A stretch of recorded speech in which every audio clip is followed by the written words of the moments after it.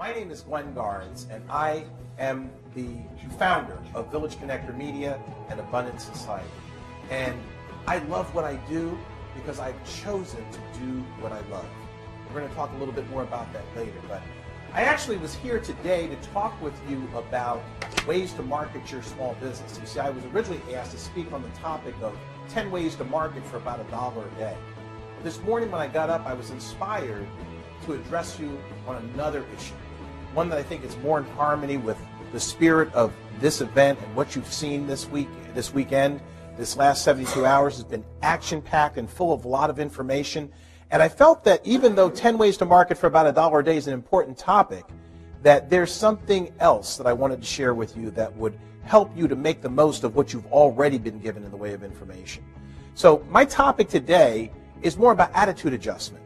I call this the attitude of gratitude. And in fact, this is the very first time that I am delivering this presentation. If you turn on cable television or network television or terrestrial radio, you won't see this kind of information being presented to you. In fact, you won't see very much of anything that helps you to do the number one thing you should be focused on right now, which is being the best you can be at who you are and what you do. And that's why tuning in here is so important. It's because this is a way for you to invest in yourself. And when you invest in yourself, you become the best that you can be for yourself, but also for your community. That's what this event, that's what Che and Trevor's organization is all about. That's why this is so special. See, a lot of you don't realize this, but this 72 hours has been a gift. It's been an exchange of value. You invested your time, and Che and Trevor and the speakers and everyone here that participated in making this happen invested their time in helping you to elevate your ability, to elevate your game. If your attitude is right, there is nothing that you can't accomplish. And the problem for most of us is that we don't know what it means and what it takes. We don't know what it means to get our attitude right. We don't know what it takes. But I can tell you right now that you are in the right place right now to the extent that you have allowed yourself to get exposure to this information. Now, one of the things that I have personally experienced, and this is something, everything I'm going to share with you is something that I personally experienced in my own life, so I want you to understand that I'm speaking from experience, not just from something I heard from somebody else. But most of us, we fail to take action. We fail to follow up, and we fail to follow through because we have fears that paralyze us. Fear is our enemy. At least that's what it was for you before we got together today. I'm going to show you today why fear is actually your friend. Fear equals time to learn. One of the things that I know from personal experience is that in order for you to accomplish anything, you have to be prepared to do three things. You have to do three things that really give power to any of your thoughts. A lot of us right now see ourselves as being the driver. If you are in business for yourself and you're limiting yourself to just being the driver that takes the technology to make it happen, then you're not thinking big enough. You need to visualize yourself as the team owner who hired the driver, who purchased the technology, who used his resources to assemble the pit crew. Because you are the owner of your destiny. The choices that you make dictate the lifestyle that you get to lead. So while it's important for you to have a qualified driver, it's not important for you to be the driver.